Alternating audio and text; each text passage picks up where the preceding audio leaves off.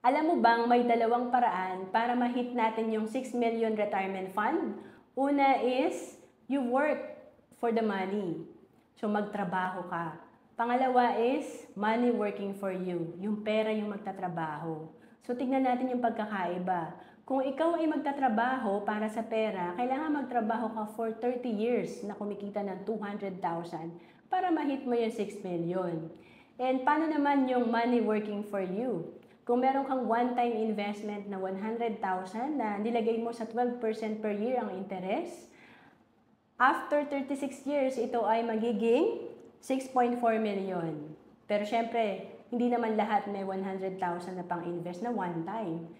So, kaya pa rin pala nating ma-hit yung 6 million kung meron lang tayong 1,000 per month na budget or pang-invest. Kung nilagay mo yung 1,000 per month mo sa investment na kumikita ng 12% per year, after 36 years, may hit mo rin yung 6.4 million. So again, importante, may disiplina tayo. Hindi naman kailangan ganun kalaki ang ilagay natin. Importante lang nagagawa natin ang paglalagay ng pera or pag-i-invest consistently. To know more, comment ka lang.